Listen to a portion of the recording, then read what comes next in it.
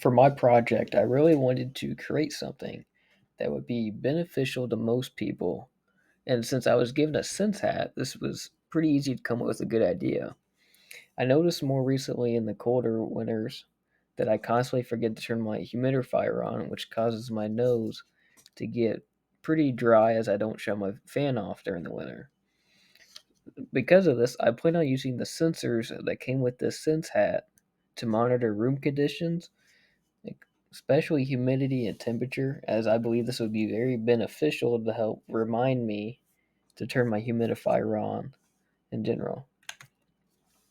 So, the first part of this project, I plan on creating a script in which the user can use the joystick to move a light around on the LED array, and that light will be able to transform the array to show the humidity, pressure, or temperature within the array.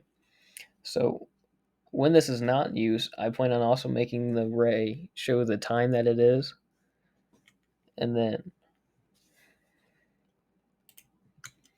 however, not everyone has time to monitor the room with being there with the Raspberry Pi. So, because of this,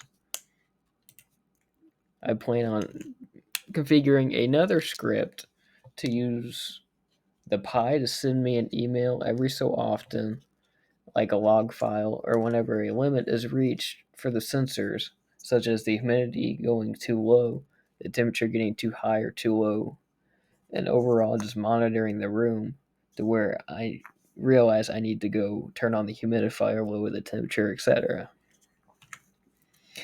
I believe that using this Raspberry Pi Syntat and the Python scripts, this project could be used for anyone that really needs to monitor simple environments.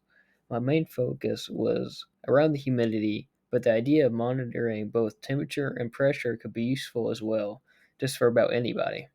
And the ability to send alert emails if one of the factors or sensors reaches a certain limit, it could grab the attention even while the Pi is passive.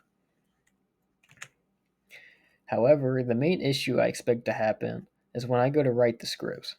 I don't have a lot of knowledge in Python, and that's what I plan on using for the scripts and code. So I might have to do some research to get the language down and understood. I believe that with this issue being based around the language, it should be a pretty easy fix.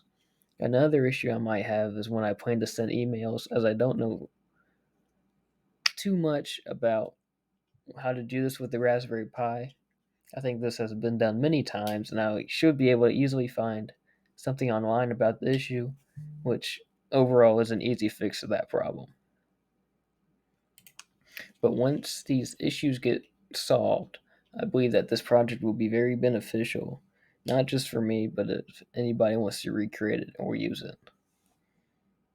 I believe what sets this project to be different than the other ones of this type is that I am going to use the joystick to allow user controlled on the LED array, but not only that, but I will allow it to be monitored by itself to where it can send the emails if needed.